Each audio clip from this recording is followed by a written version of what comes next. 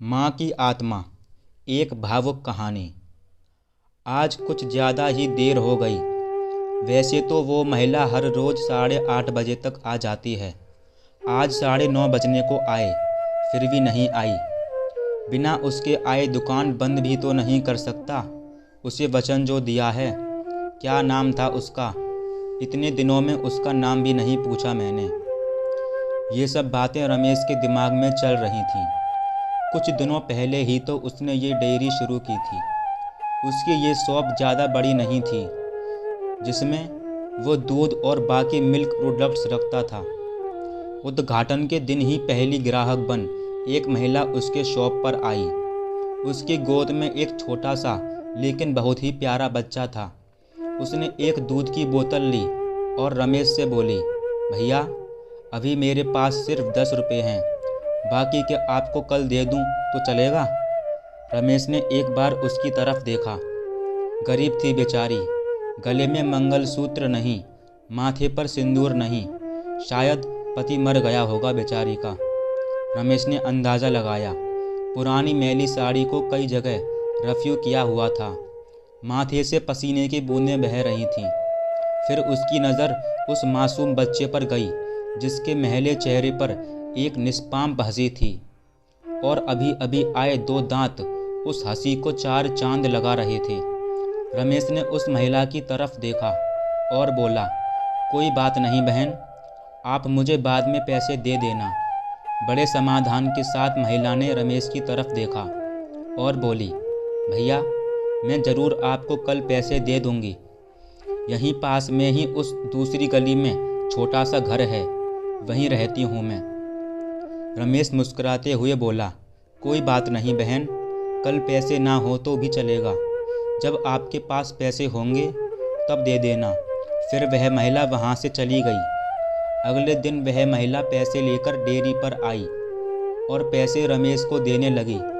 रमेश ने पैसे लेने से मना किया और बोला, नहीं बहन, मैं यह पैसे नहीं ले सकता, क्योंकि कल आपने मेरी बोहनी की थी और कल मुझे 2000 रुपये का फ़ायदा हुआ। आप मेरे लिए बहुत लकी साबित हुई, इसलिए यह पैसे मैं नहीं ले सकता।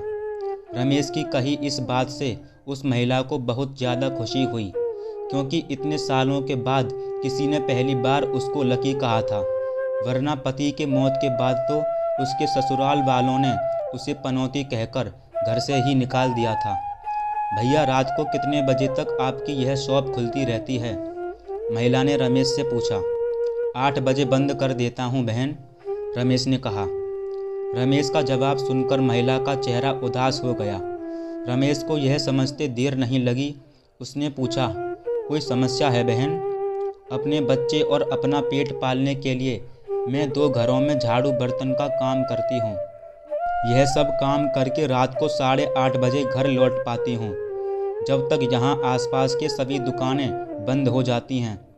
और लाचारी से मुझे अपने बच्चे को भूखे पेट ही बहला फुसलाकर सुलाना पड़ता है। वह बोल नहीं सकता ना, उसी का फ़ायदा उठाती हूँ, कहते हुए उस महिला का गला भर आया। महिला की बातें सुन रमेश को बहुत बुरा लगा। फिर वह बोला, आप चिंता मत कीजिए बहन, बिना आपको दूध की बोतल दिए यह शॉप बंद नहीं होगी, लेकिन मेरी एक शर्त है। अपने आंसू पोंछते हुए महिला ने रमेश की ओर देखा और पूछा, क्या शर्त है? रमेश बोला, आप मुझे दूध के पैसे नहीं देंगे। यह सुन उस महिला की आंखें फिर से झलक गईं, लेकिन इस बार आंसू दुख के नहीं, खुशी के थे। उसे ऐसा लग रहा था जैसे इंसान के रूप में भगवान उसकी मदद करने आ गए हों। उस दिन से हर दिन 8:30 बजे वो डेयरी पर आकर दूध की बोतल लेकर जाती। धीरे धीरे 5 महीने बीत गए और धीरे धीरे महिला बीमार होने लगी। ज़्यादा काम और चिंता की वजह से उसका शरीर दिन ब दिन सूखता जा रहा था। ऐसे ही एक दिन रमेश अपने दुकान का सारा काम खत्म कर इस महिला के आने का इंतज़ार कर रहा था। 9:30 बजे वो महिला आई। आज उसका चेहरा कुछ ज़्यादा ही बेजान नज़र आ रहा था। बीमारी के कारण उसकी आँखों के नीचे काले घेरे और ज़्यादा बड़े हुए नज़र आ रहे थे। रमेश ने तुरंत फ्रिज खोलकर दूध की बोतल निकालकर उसे दी। फ्रिज बंद करने के लिए रमेश मुड़ते हुए बोला कि बहन, आज कुछ ज़्यादा ही देर कर दी।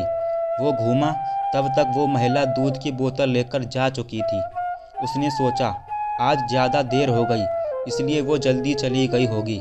बेचारी का बच्चा रोता होगा भूख से। रमेश ने दुकान बंद की और घर चला गया। अगले दिन ठीक 8 बजे वो महिला शॉप पर आई और आकर बिना कुछ बोले खड़ी हो गई। हमेशा की तरह रमेश ने उसे दूध की बोतल दी। कोई चीज़ नीचे गिरी तो उसे उठाने के लिए रमेश नीचे झुका। वो चीज़ उठाई और सामने देखा तो वो महिला वहाँ नहीं थी। रमेश को आज पता नहीं क्यों उस महिला में काफ़ी बदलाव नज़र आया था। उसे वो बड़ी कमज़ोर सी नज़र आई। अगले दिन फिर 8 बजे वो महिला उसके शॉप पर आई। आज रमेश ने उसका चेहरा बड़े गौर से देखा। उसका चेहरा सफ़ेद पड़ चुका था, मानो उसके चेहरे का तेज कब जा चुका हो।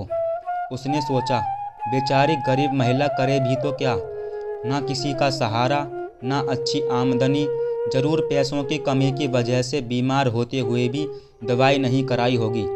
रमेश जल्दी से अपनी शॉप बंद कर अपने घर गया। घर जाकर उसने ये सारी बात अपनी पत्नी को बताई। उसकी पत्नी भी उसकी ही तरह भले स्वभाव की थी। उसे भी उस महिला की परिस्थिति पर दुख हुआ। वो रमेश से बोली, ऐसा करते हैं, कल उस महिला के घर चलते हैं और उसे किसी अच्छे डॉक्टर को दिखा आते हैं। रमेश को अपनी पत्नी की बात सुनकर उस पर गर्व हुआ, क्योंकि उसके विचार भी उसी की तरह दूसरों के प्रति परोपकार के थे।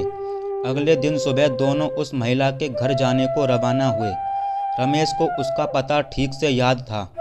जब वे उस छोटी सी गली में पहुँचे तब वहाँ एक छोटा सा मकान था, जिसके आसपास दूर दूर तक और किसी का घर नहीं था। जैसे जैसे वे उस मकान की तरफ बढ़ते जा रहे थे, वहाँ एक बदबू तेज होती जा रही थी।